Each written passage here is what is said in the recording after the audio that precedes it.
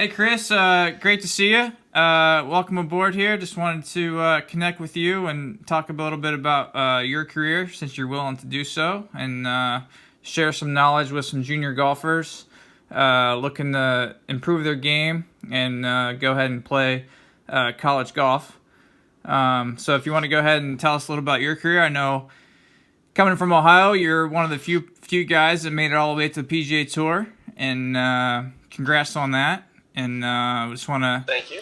hear it from you and talk about your stage of your career through junior to college golf.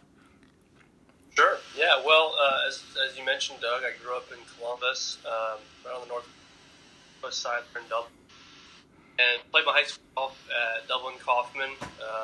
When I was in high school, they opened Jerome after I graduated, but we redistricted some of my high school to Scioto, so it was kind of in that early 2000, 2001, 2, 3 time period. Had a decent high school career, decent junior career. Played in 4 U.S. juniors, which was a lot of fun. It was 99 through 03, I think, that played. And then from there was recruited and went and played college golf at Northwestern University up in Chicago.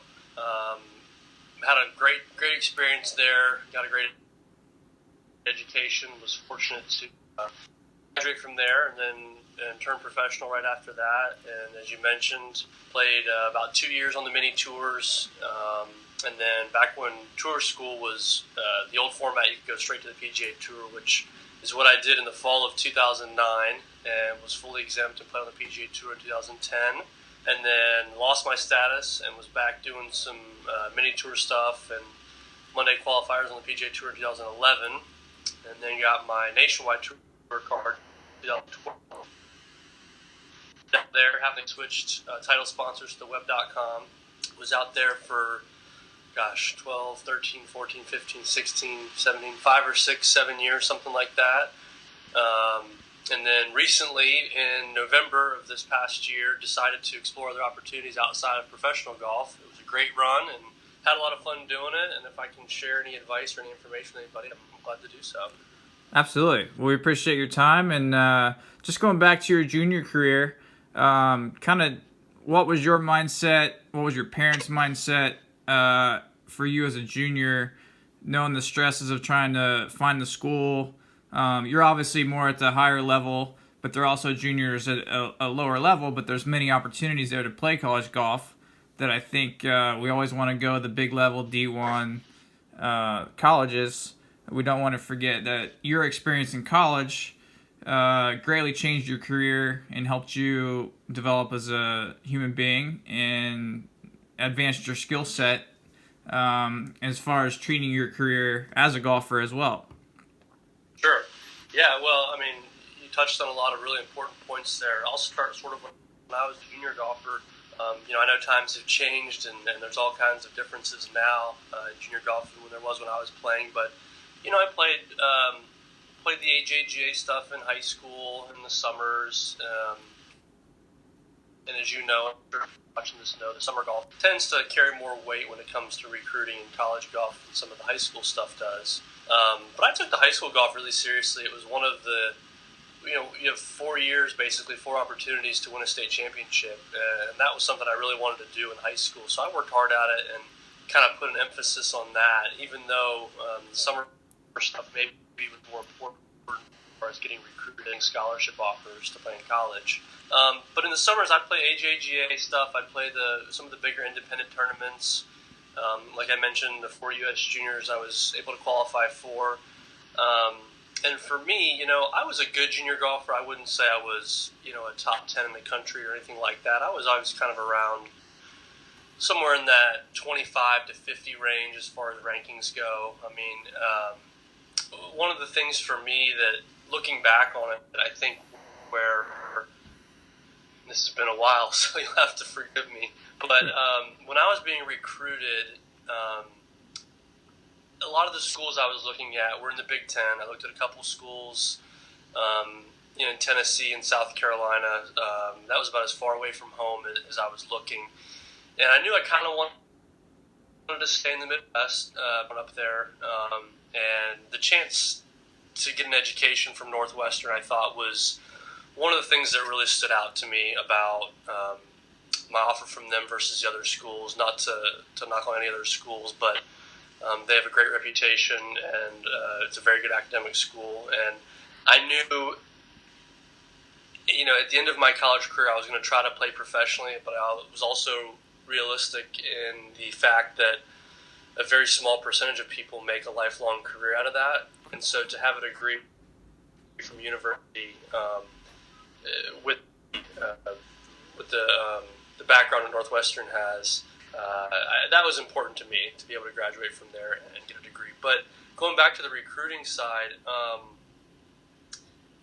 I think what coaches tend to look for, obviously good golf and good results are important, but some of the things that maybe players wouldn't think about being recruited when they're of high school age.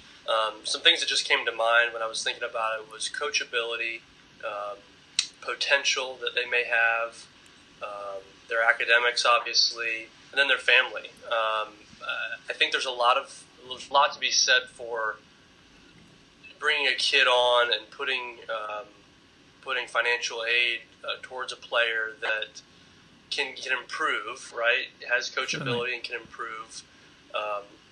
Maybe he hasn't reached his potential, but a lot of times those coaches, what they're paid to do is sort of recruit talent and see where these kids can get better and see what their upside is. And you're going to improve when you go to college, and that's their job, is to help you improve. So if somebody sees, a player or a lot of talent, a player that maybe haven't reached yet, that's a big thing. So it's not all about scores. There's some intangible things there that I think are really important. And the schoolwork's important, obviously, and coming from, a good solid foundation at home, I think, is helpful. Certainly. I mean, from my point of view, I want the player to be actively involved in that process, because I feel like it's going to be their 4 years. They need to be making some hard decisions on what part of the country they may want to go to school in, and are they going to like where they're going. Somebody else shouldn't be making that decision for them to spend those 4 years in college. Right. Well, you hit the nail on the head exactly. You're still obviously living with your parents at home, and there's still maybe some financial aid coming from them if it's not a full scholarship, and so I think the decision is worth having with your family and your parents. But I would hope that at the end of the day, the player and the kid who is actually going to be on campus, like you said, for 4 years, hopefully, has the final say in those things. Certainly. So once you made your decision, you got to school, you got a lot of things thrown at you in college, first year, freshman year, obviously. Yeah. How did you change your mindset on you wanted to play golf after college, but what was going to make you different than the guys on your team? Because obviously you had a great team there at Northwestern. And what was your mindset going forward on what you were going to do in those 4 years to prepare yourself for after college? That's a good question. A lot of changes, obviously, when you get to college. You've never I guess nobody's lived on their own. So now you're living on your own, most likely with a roommate. You have academics to balance with golf, to balance with school, to balance with social life, to balance with all these changes, and potentially being further away from home than you've ever been if you don't go to somewhere in your backyard. So, and this is kind of cliche to say, but time management was something that I learned early on, and I was forced to learn early on, or else I wasn't going to be successful in school or golf. But a big part of that was there was a senior on the team my freshman year who sort of mentored me and took me under his wing, helped me find the buildings on campus, helped me, find the best route to get to practice if it was at a different golf course. They're just little things like that can save you some time. And he was there for me if I had questions or if I needed some advice on something, a certain class or, what have you. But the biggest thing I think that I was able to do and learn how to do in college was I figured out how to work efficiently, in the classroom and in golf, both. there were certainly guys on the team when I was there that worked harder than me and put more hours in than me. But I found that, when I was at practice, if I could do less socializing and really focus in on my work, I didn't have to be there for 6 hours a day. I could still have time to get back to study, time to take the class and ended at 1 o'clock instead of 11 o'clock like some guys. It's not to say hard work's not important, it is, but being able to do it efficiently, I think, was one of the things that I really learned how to do. And I credit to my coach for instilling that in me and helping me sort of get there.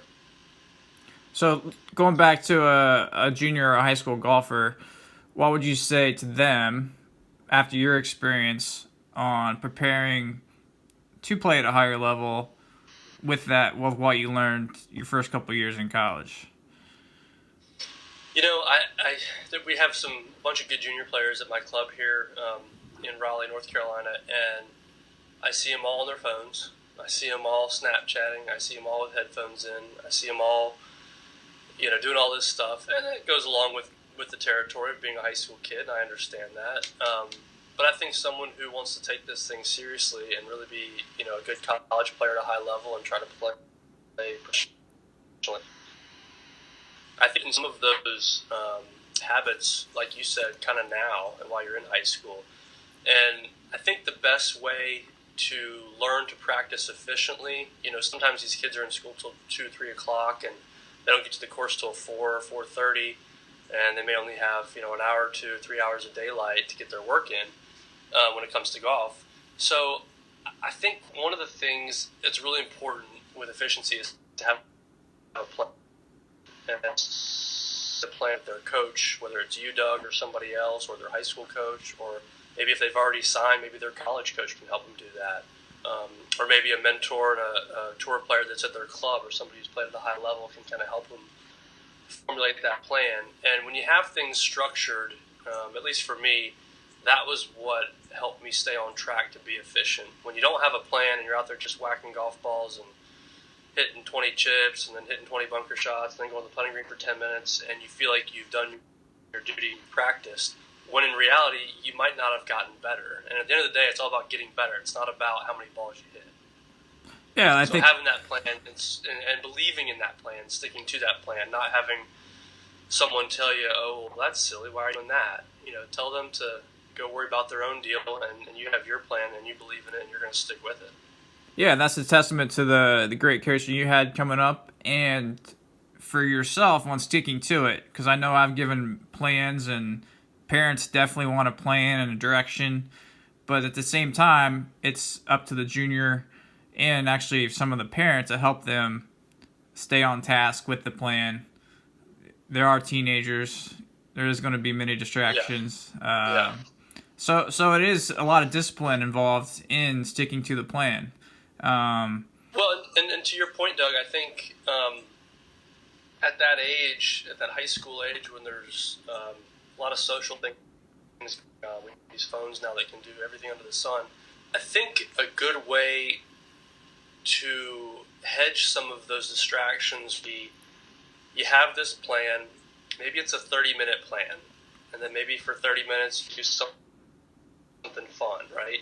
Sure. And then maybe you do 30-minute plan part 2, and then you do something fun for 20 minutes, and there's your hour and a half, 2 hours of practice, and you've been efficient, and you've broken it up to where you could focus for a short period, and put your phone in your bag and not look at it for 20 or 30 minutes, which is hard to do for a lot of kids. Sure. And then go back and you can Snapchat your friends your flop shot over the house, what you want to do, and then go back to your plan and say, okay, that's sort of your reward, is being able to get your social media back or get your friends back online. Certainly, right? It's all important because even college players these days, phone's active, they're doing live scoring, so yeah, it's easy to be on. It's your habit to be on social media or even just doing live scoring and in tournaments, and it's still a distraction. Yeah. But well, it's kind of. I can tell you when I was that age and in college and even as a professional, if my practice routine was more than 20 or 30 minutes at a time, I had trouble doing it. I couldn't focus that long. So I would do 10 to 20 minute increments, and then I'd kind of take a break and do something in 10 to 20 minutes. I'd even maybe number the golf balls, right? If I'm going to hit 20 balls doing this drill, and then hit 20 balls shaping the ball, and just rake them into different piles to where you have sort of a lot of structure, I guess. That kind of helped me be efficient with what I was doing. That's a great idea. Set it up beforehand and then go ahead and work the plan. Yeah. So during that time, during your time as a junior going into college, would you say you tried to learn from other people, the players you're with on the team, other junior golfers? Are you shutting the flaps down, sticking to what you're doing? What's your philosophy on that? I think a combination of both is good, as long as they stay in their own lanes. And what I mean by that is, again, going back to this plan, right? How am I gonna? And we'll get to this in a minute. But one of my goals in college was to. And how'd you set those goals up that you had in college? Did you sit down at the beginning of the year to do it, or did you change it from year to year? We had meetings. We had beginning of the year meetings with our coach and end of the year meetings with our coach. But like from a 30,000 foot view, my two main goals were to graduate with a degree. Again, back to I knew the odds were against anybody that was trying to play for a living to have a long career. So to leave Northwestern with a degree, and number two was to win a team and or individual Big Ten championship. Those are my two big goals in college. Now, those are tangible things that you can measure and you can see whether you've done it or not once your time is up. But my third goal and most important goal was not to focus on those two things directly while I was in school. My focus was on what can I do today or what can I do this week to attain 1 and 2, if that makes sense. Certainly. So I was absolving myself from a lot of the results-based things, and I was saying, my third goal while I'm here is to focus on what I can do today to reach 1 and 2, if that makes sense. Absolutely, and those are the hard decisions, right? You want to go out with your buddies. They want to go out to here. You can't do it all. You got to make the hard decision to say, my goal at the end of the year is to finish here. What do I got to do today to push me forward to getting there? Yeah, and that comes with learning time management and prioritizing things. And the more efficient you are with your work, with your schoolwork, and your practice and your study habits, the more free time you're going to have to do those other things. So there's not going to be a whole lot of it in college. Absolutely, right. Now, as a junior golfer, did you kind of have the same mentality of setting up a goal for the year, end of the year, qualifying for USGA events? I would say I didn't, honestly, and I probably should have. I think it's a good idea to do that, to have goals as a junior golfer. But personally, I didn't. I just think. Well, you're younger. I think my goal was to go out and. You learned that later on, right? That was part of the learning process. Yeah, I did learn it later on. Looking back, probably could have done a little better job sort of structuring things with goals and having more focus on something to reach for, I guess, in junior golf. Yeah, did you journal throughout your career? Take notes? Yeah, that's another big thing. I do have a binder about that thick that's probably 90% full, and it's been 15 years of professional and college golf. I started doing that in college, basically, and I always joked with my instructor when I won my first major, I was going to that book to somebody and say, "Here, write my story." Right, a big one. I do have it with all the. I got pictures in it. I got notes in it. I got all kinds of stuff. And not that I would reference back, 12 years ago to something, but I think when you write things down and when you take copious notes, I think it helps ingrain it sort of into your brain and you remember it more. Certainly, right? There's so many little things that you learn along the way of shots or little feels or how you did something that you write it down, you just kind of remember the time period the time creeps back in your mind and you remember how to do it. That's right. It's just it's become second nature. It seems like when we put things down on paper. Yeah, a good sort of anecdote about that.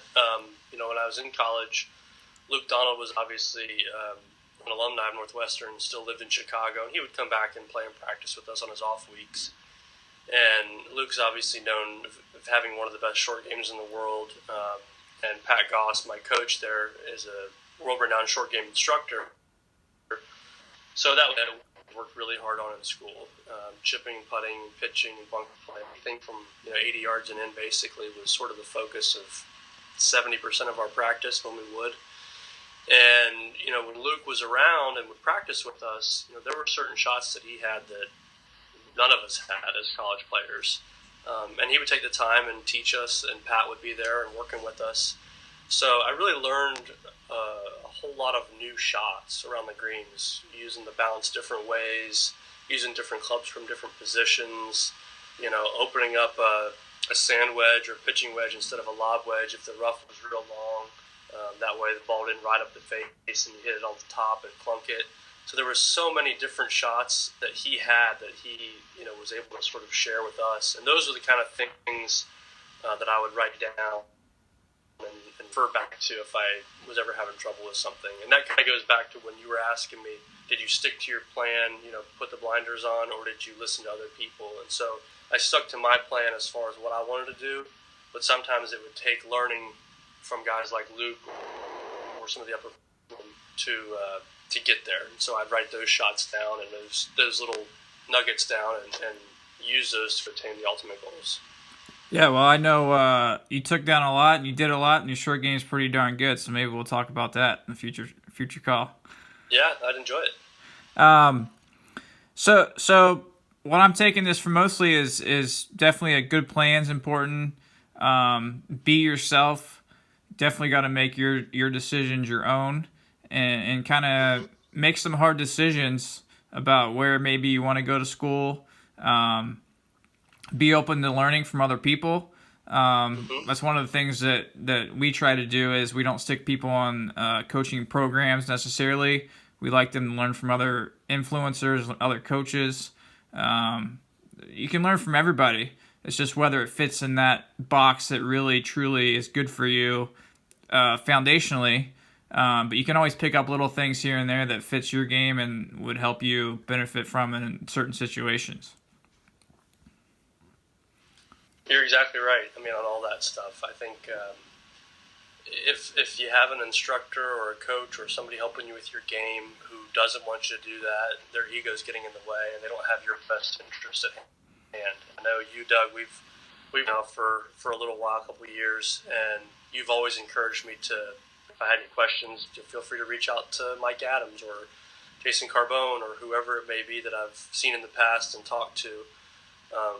But it's putting a team together, right? And certainly, you're definitely part of my team, and I appreciate our friendship and your help with me and your openness to letting me sort of explore other options and get other opinions along the way.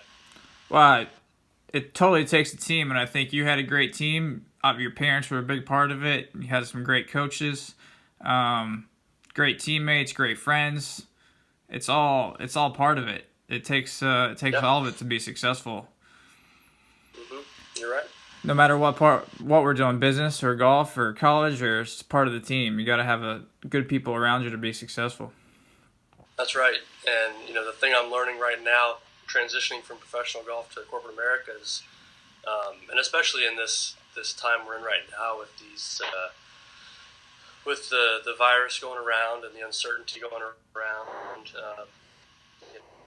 The company I'm working for, we have a great leader. We have a great CEO and a great leader, and he has instilled just the utmost confidence in us as employees and assured us that our jobs were safe, and there's just a sense of calm around him, even though amidst all the uncertainty going on.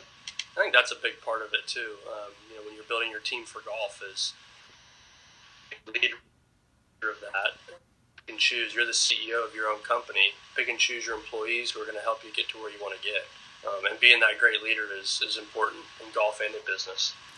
Absolutely, and once again, that's a great statement. The player needs to be driving some of the decision making process going into their game, and own all parts of that, pieces of it anyway, and have input on what they like, what they don't like, what they feel they need to kind of direction they need to go. Just not an outside influencer pushing that part of the program. That's right. You're definitely right. Well, we appreciate your time today. We're going to get back together and do a few other topics with some course management and maybe some short game and how you take your game from the range to the golf course, and some tour stories would be great. So looking forward to connecting next time. Awesome. Yeah, look forward to it. Thanks, Doug. All right. Thanks, man. Appreciate it.